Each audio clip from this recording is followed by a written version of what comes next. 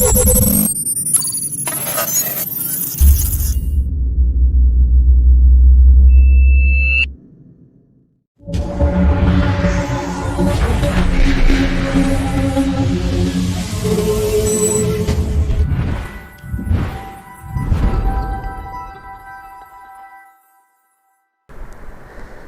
makluman semua, jangan malu, jangan segan. Walaupun cikgu sana cikgu record screen untuk tujuan macam dalam kelas lah, kita nak nampak pembelajaran secara bersemuka. Okay, Assalamualaikum warahmatullahi taala wabarakatuh. Berjumpa sekali lagi kita pada kelas secara maya dalam Google Meet untuk TMK tahun 5. Hari ini kita akan sambung apa yang kita telah belajar minggu lepas dalam bab pangkalan data. Jika minggu lepas kita telah mempelajari tentang jenis-jenis data, hari ini kita sambung sikit saja bagaimana kita nak tukar data pada maklumat dan bagaimana kita nak tengok dalam satu data itu ia disusun supaya kita boleh masuk dalam sistem ataupun aplikasi. Kita akan pergi ke buku teks. Mana buku teks? Mana buku teks? Siapa ada buku teks? Siapa yang tak ada buku teks? Mana buku teks? Okey, kalau ada buku teks, jom kita pergi ke buku teks.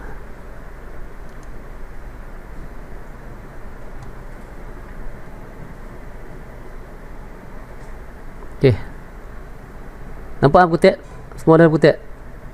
Keluar kat skrin tak? Okey, keluar kat skrin. Okey, minggu lepas kita dah bincang tentang tajuk jenis-jenis data. Cikgu dah terangkan tentang bagaimana data itu boleh ditukarkan menjadi satu maklumat. Data menjadi maklumat. Bila data menjadi maklumat, maksudnya daripada data yang diberi, kita boleh menukarkan data tersebut menjadi satu maklumat yang penting, sehinggalah kita boleh menghasilkan satu data. Data boleh dipadankan dengan ciri-ciri objek. Apabila padanan ciri-ciri ini dapat dikaitkan dengan satu objek, data tersebut akan memberi makna kepada pengguna. Maksudnya, kalau kita masukkan satu data tu cukup, so data tu boleh kita interpretkan bagi satu maksud lah. Contoh data boleh dikategorikan dalam bentuk teks, image, audio dan video. Ini saya terangkan minggu lepas. Okay, kita teruskan. Ini praktis. Okay, untuk latihan, okay, dengar baik. Untuk muka surat 51 buku teks, ni kerja rumah. Catat, awak buat. Lengkapkan jadual di bawah kan. Okay, nombor 1, kumpulkan data yang dapat dapatikan di bawah dan awak tuliskan jawapan dalam bentuk jadual. Nombor 2, dan yang ketiga, data di bawahnya kaitan dengan 3 objek yang perlu dikena pasti. Okey, saya nak awak buat latihan ni 3 ni. Dia ada tempoh seminggu. Saya bagi tempoh seminggu sehingga kelas minggu depan. Boleh? Muka surat 51. Kalau awak tak faham, awak boleh refer dalam video saya atau dalam buku teks. Okey, senang je. Yang nombor 1 senang je. Kita belajar data ada 3 jenis. Apa dia? Ulang balik. Data yang pertama, jenis yang pertama apa dia? Okey, amjad. Sebab dia tak ada minggu lepas. Amjad. Ada 3 jenis data. Apa data yang pertama? Jenis yang pertama apa dia?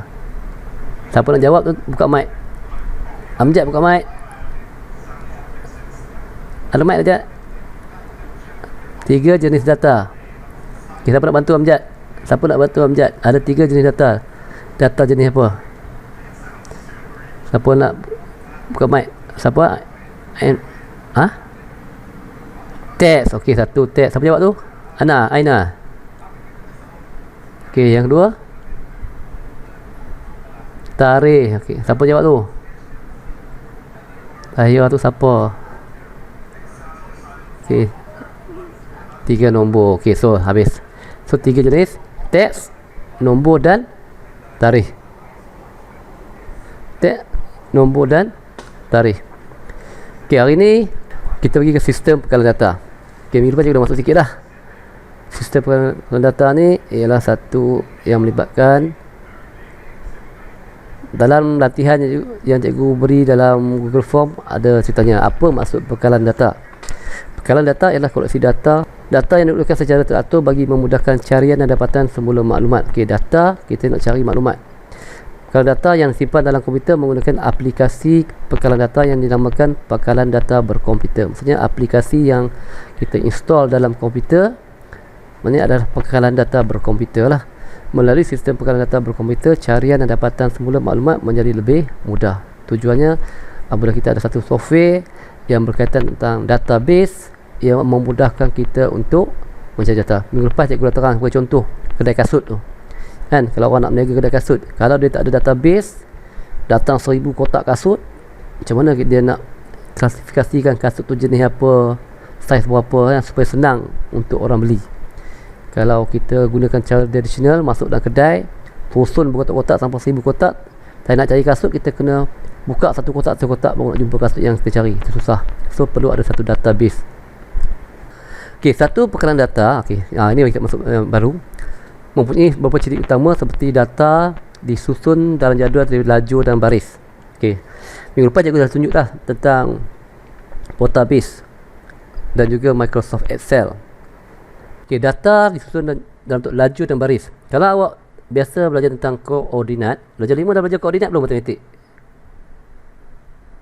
Okey, kalau kita belajar dalam matematik, dalam topik koordinat, dia ada istilah dia panggil lajur dan baris. Lajur dan baris ini, kalau dalam satu rajah, kalau kita ambil satu petak, ada garis yang menegak ke atas, ada garis yang melintang ke bawah. Data disusun dalam jadual yang terdiri daripada baris dan lajur. Baris dan lajur. Okey, awak tengok nombor daftar disusun. Kalau kita baca dalam bentuk nombor, dia baca dalam bentuk nombor, disusun ke bawah 09447, 09448, 09449 berterutan 0450 dalam bentuk nombor. Garis yang menegak ke bawah ni, yang ni kita panggil lajur. Dia panggil apa? Lajur. Lajur maksudnya dia menegak ke bawah. Dan yang ni lajur yang pertama kita panggil. Ini lajur yang kedua. Yang ini lajur yang ketiga. Yang ni lajur yang keempat. Maksudnya lajur ni, nanti kita terang, dia mesti ciri-ciri data sama. Tak boleh dalam lajur ni, yang ni nombor, tiba-tiba yang ini dia buat dalam bentuk perkataan ataupun teks, yang ni dia buat dalam bentuk tarikh. Tak boleh. Dia mesti sama. Kalau nombor semua, itu maksud lajur. Faham? Sama dengan lajur yang kedua ni, nama murid, semua kena nama. Tak boleh nama murid. Yang ketiga ni kita buat tarikh. Tak boleh. So itu maksud lajur. Jantina lelaki atau perempuan, alamat rumahnya lajur. Okey. Manakala garis yang melintang dipanggil baris. Baris yang melintang. Okey, yang ini tak semesti sama. Tapi dia mesti merujuk pada satu maklumat. Contohnya maklumat tentang Asfar Syahmi. Contoh Asfar Syahmi maklumat, mesti baris yang sama, mesti berkaitan tentang Asfar Syahmi je, tak boleh orang lain. Contohnya nombor daftar dia, nama dia, jantina dia dan alamat rumah dia. Tak boleh Asfar Syahmi tiba-tiba jantina perempuan, ataupun Asfar Syahmi alamat dia ambil alamat Johnny. Tak boleh. Maksudnya baris ni mesti baris yang berkaitan tentang maklumat yang sama tentang individu yang sama, tak boleh individu yang berbeza. Inilah dimasukkan tentang lajur dan baris. Okey. Nama, kita pergi nombor 2. Nama, lajur dan buku daftar murid ni contoh nombor daftar, nama murid jantina, alamat, tarikh lahir, nama bapa. Okey, semua ini adalah maklumat-maklumat yang kita boleh masukkan dalam lajur dan baris. Contohnya buku daftar murid. Kalau awak tengok kat sekolah, cikgu ada buku daftar tu, dia tulis nama, nombor daftar awak berapa, nama awak, jantina, alamat rumah. Sekarang ni dia tambah lagi nombor telefon. Kan? Nombor telefon, nombor email dan sebagainya. Boleh. Okey, yang ni kita panggil lajur yang melintang. Ini kita panggil baris. Okey. Setiap data pada lajur yang sama adalah ciri yang sama. Data pada lajur yang sama. Apa maksud? Data pada lajur yang sama. Ni data. Lajur yang sama mestilah daripada ciri yang sama. Maksudnya tak boleh, macam ceritakan tadi lah. Tak boleh. Lajur ni nombor daftar murid, kita masukkan dia jantina. Tak boleh. Mesti sama. Okey. Faham? Setiap baris mengandungi set data bagi satu objek. Okey, setiap baris set data bagi satu objek. Kita ambil satu objek lah. Contoh objek yang pertama Asfar Syami. Data dia, baris yang pertama mesti data dia, tak boleh bercampurkan objek lain. Kalau Fakhrul Razi, data baris yang kedua, setiap baris yang kedua mesti data Fakhrul Razi, tak boleh bercampur gaul dengan data orang lain. Itu maksud dia. Laju keempat, ni diterangkan ya, tentang buku daftar ni. Okey, untuk fikir kritis. Mari tengok fikir kritis. Adakah maklumat di bawah mempunyai ciri-ciri pangkalan data? Bincangkan. Okey. Kelab usahawan, kelab rukun negara, kelab robotik, rumah merah, rumah biru, rumah hijau. Okey, setiap ni dia ada kelab dan rumah sukan. Ada nama. Adakah yang kat bawah ni dia adalah ciri-ciri pangkalan data? Boleh kita masukkan dalam pangkalan data atau tidak? Maklumat yang diberi ni, data yang diberi ni, boleh atau tidak kita masukkan dalam pangkalan data? Contohnya kita nak masuk dekat kolom lajur yang keempat ni, boleh tak boleh kita masuk dalam tentang kelab? Lajur kelima, boleh tak kita masuk rumah sukan? Adakah ia diterima sebagai pangkalan data atau tidak? Maklumat yang diberi di bawah ni, boleh atau tidak kita masukkan dalam pangkalan data ni? Yang ni adalah pangkalan data. Maksudnya di bawah ni, jawapan dia, adakah maklumat di bawah ni ciri-ciri pangkalan data? Maksudnya, iyalah. Jawapannya, iyalah. Maksud data itu boleh kita ambil sebagai antara ciri-ciri pangkalan data dalam bentuk teks. Dalam bentuk apa? Teks. Dia sebab kita tulis teks lah, bukan dalam bentuk nombor, bukan dalam bentuk tarikh.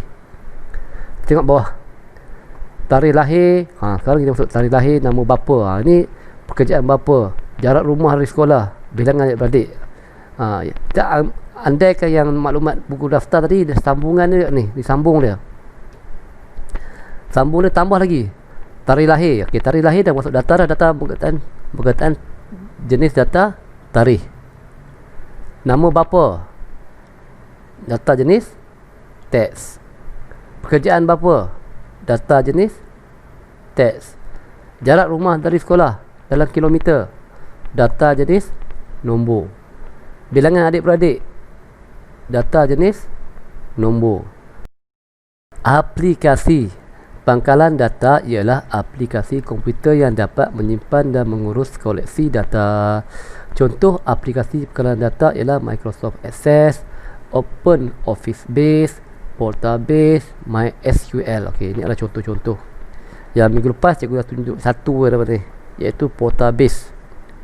Portabase. Okey, yang ini adalah contoh Portabase. Tengok Portabase. Yang tunjuk minggu lepas adalah tentang Portabase. Okey, Portabase ni kita tengok tadi maklumat tadi yang kita masuk dari lajur baris kan. Okey, ini adalah lajur. Yang ni adalah baris. Tengok lajur, lajur 1, lajur 2, lajur 3, lajur 4, lajur 5, lajur 6, lajur 7, lajur 8, lajur 9. Ada 9 lajur semua sekali. Ada 9 lajur yang berbeza. 9 lajur yang berbeza, tapi setiap lajur data yang sama. Kena ingat tu, walaupun berbeza lajur, tapi data setiap lajur mesti data yang sama. Kalau data tu berkaitan nombor daftar, semua tu mesti adalah nombor daftar. Kalau lajur tu nama murid, semua mesti dah nama murid. Okey, alright, teruskan. Contoh pangkalan data, biasanya yang paling tepat ialah kat perpustakaan lah.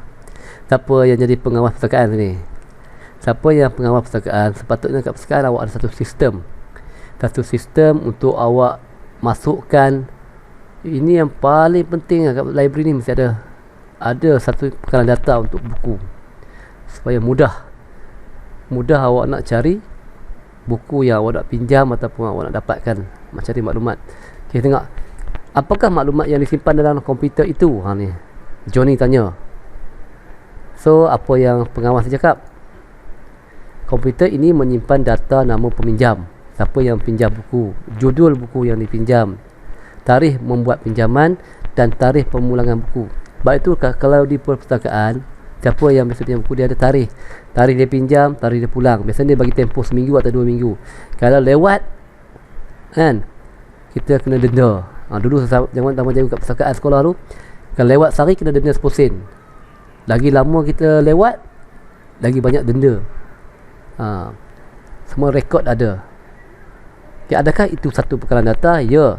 Cikgu Sarah pernah beritahu bahawa pekalan data merupakan koleksi data yang simpan secara teratur untuk memudahkan carian maklumat daripadanya. Itu maksud dia. Itu contoh yang pertama. Kita ambil contoh yang kedua. Dekat Pasaraya pula. Di Pasaraya. Kalau kita tengok dekat Pasaraya ada cashier kan. Cashier duduk dekat kaunter kan.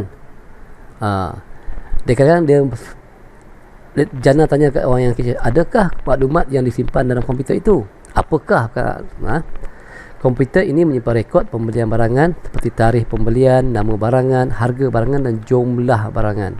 Nampak tak? So, ini juga adalah contoh pengkalan data. Macam cikgu terang minggu lepas tentang kasut tu. Dia boleh rekod nama kasut, dekat mana lokasi, jenis, saiz, warna dan sebagainya. Bapa Jenny merancang untuk membawa keluarga melancong ke luar negara. Apakah maklumat yang diperlukan untuk membuat tempahan tiket kapal terbang secara dalam talian? So dia ada maklumat yang belum sempat berlepas destinasi. Ini adalah contoh. Maksudnya sini, zaman sekarang, zaman yang banyak online ni, banyak menggunakan aplikasi handphone, komputer, kita lebih perlukan pendedahan banyak data. Maksudnya data ni kita nak dapat dari mana? Contoh kita nak jalan mana, kita nak beli barang pun, semua ada data. Kalau siapa yang nak beli barang lah Shopee ke Lazada ke dan sebagainya kan, mudah apa, semua yang dimasukkan dalam online itu adalah data. So pembeli dia perlukan data, apa nama barang, harga dia kan, jenis macam mana, saiz macam mana, semua itu adalah data-data yang kita masukkan. So perkara data tu akan disimpan, barulah kita boleh jual dalam talian. Sama juga contoh yang ni, Jenny ni, ayah dia nak tempah kapal terbang, tiket, dia perlukan masuk tarikh lepas, tarikh kembali, bilangan penumpang. Semua ini adalah data yang diperlukan oleh syarikat untuk mereka jual tiket. Kita balik ke Cikgu Sarah ni. Ni dalam putih awak boleh baca. Kita tengok yang warna biru ni. Ada lagi. Perkara data digunakan dalam pelbagai bidang. Di sekolah, perkara data boleh digunakan menguruskan maklumat murid. Dalam perniagaan, perkara data boleh digunakan untuk mengurus maklumat. So sebagai kesimpulannya, data ni bila disebut sebagai pangkalan data, pangkalan ni bukan pangkalan tu macam pelabuhan. Pangkalan data ni database. Database diperlukan untuk kita simpan data tu jadi maklumat. Supaya apa? Supaya mudah kita uruskan, supaya mudah kita nak dapatkan maklumat apa yang kita perlukan. Yang ni tajuk yang terakhir, contoh terang ialah 2.3 jadual, rekod dan medan. Hari ni kita belajar 5 perkara. Yang pertama baris, laju, jadual, rekod dan medan. Sikit ya. Rekod dalam perkara data, koleksi data yang disusun dalam bentuk laju dan baris dikenali sebagai jadual. Jadual ni maksudnya macam ni ya. Yang kita susun awal-awal tadi, ni. Yang ni yang kita susun dalam bentuk baris, dalam bentuk laju ni, yang ini kita panggil sebagai jadual. Kita panggil sebagai jadual. Faham Balik. Jadual merupakan tempat simpanan rekod dalam perkalan data. Jadual tadi ya. Satu perkalan data boleh mempunyai lebih daripada satu jadual. Tak semestinya satu jadual, boleh lebih. Setiap laju dalam jadual dikenali sebagai medan. Setiap baris dalam jadual pula dikenali sebagai rekod. Rekod ialah satu set data bagi satu objek. Laju, medan, baris, rekod. Macam mana? Laju, medan, baris, rekod. Dalam tadi, yang laju menegak ni, ini adalah dikenali sebagai medan. baris dikenali sebagai rekod. Istilah ini medan, ini rekod. Yang ini medan, yang ini adalah rekod. Setiap rekod adalah set data. Contoh, Raja di bawah menunjukkan satu contoh kad murid. Kad ini mengandungi rekod yang diambil daripada pekalan data. Kalau kita tengok rekod ni, agak-agak yang mana satu baris, yang mana laju. Daripada maklumat ni, kita dah boleh bayangkan, kita yang mana satu adalah baris, yang mana satu adalah laju, atau yang mana satu adalah medan, yang mana satu adalah rekod. Ingat, kita tukar istilah. Yang laju menjadi medan, baris menjadi rekod. Kita tengok yang ni, nama yang Asfar Syami ni terdapat rekod dalam baris kan. Yang ini adalah medan dia. Ini adalah rekod. Medan nama panggilan, rekod dia Syami. Medan nombor daftar, rekod dia yang ni. Medan sukan, rekod dia yang ni. Medan kelab, rekod dia ini. So yang sini adalah ciri-ciri adalah medan, yang sini adalah rekod. Ini adalah simple. Sebab itu bila kita apabila diberi satu jadual yang umum macam ni, ada laju dan baris, kita tukarkan medan menjadi, dia akan jadi asing. Ini adalah medan, ini adalah medan, yang ini adalah medan. So jadual di atas mengandungi 6 medan. 1 medan, 2 medan, 3 medan, 4 medan, 5 medan, 6 medan.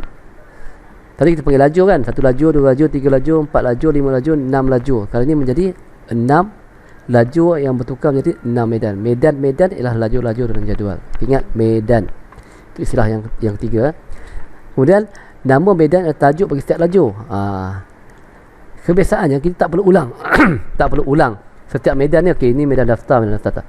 Di atas sekali, paling atas sekali medan tu, nama medan tersebut, itu kita panggil tajuk.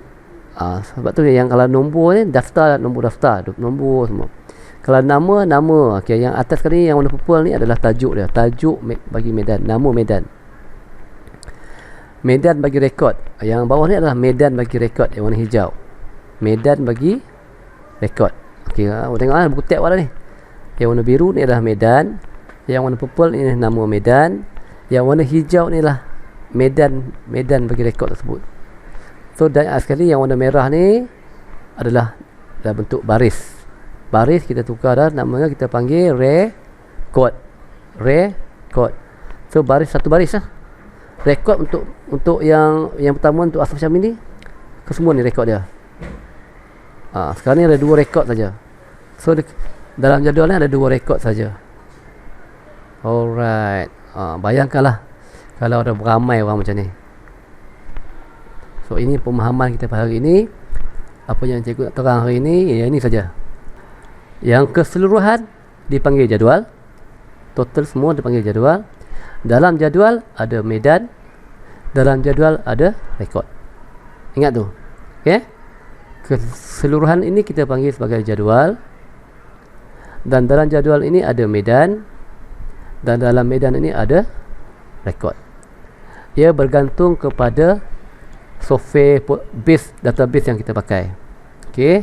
So kalau macam ni tadi, yang ini kita panggil medan 1. Nama medan adalah tajuk dia, nombor daftar. Rekod dia satu lain ni. Setiap medan ni macam cikgu mesti rekod yang sama. Setakat hari ini itu saja yang cikgu nak terang. So dari aspek yang kalau dia bagi maklumat yang tadi, yang gambar ini, yang ni tadi kan, kita nak terangkan dari segi medan, dan kalau tak rekod macam ni lah. Nama, umur, negeri lahir, bangsa, agama, ini adalah medan. Medan ni kita susun macam mana? Kita susun dalam bentuk laju. Tapi kalau keseluruhan ni adalah rekod. Rekod dia. Pekalan data adalah jika dia melibatkan ramai orang. Nampak dari gambar dia berlapis-lapis kan? Gambar ni berlapis-lapis maksudnya dia ramai, dia bukan seorang. Kalau seorang-seorang tak jadi guna data dah. Dia bila banyak, bayangkan kalau 100 orang, 200 orang, 300 orang, macam sekolah ada 700 murid, data yang berbeza-beza sebanyak 700 data. 700 data. Okey. Okey, itu saja setakat ni. Untuk hari ini, cikgu terang ada sesiapa yang tak faham nak bertanya soalan. Okey. Setakat ni lah. Okey, cikgu open mic. Apa nak tanya dekat tepi tu pun dialog cikgu tak sempat nak baca, baru sempat baca. Siapa dah pergi library, siapa yang tak pernah, siapa yang pernah, siapa biasa pi. Lepas PKPB ni pi lah. Library sekolah kalau buka cikgu Rita ada tak apa. Kalau tak ada boleh pergi library umum, library awam. Okey. So hari ni tak banyak benda. Ingat apa? 5 perkataan. Baris, laju, jadual, rekod, medan. 5 je. 5 istilah je.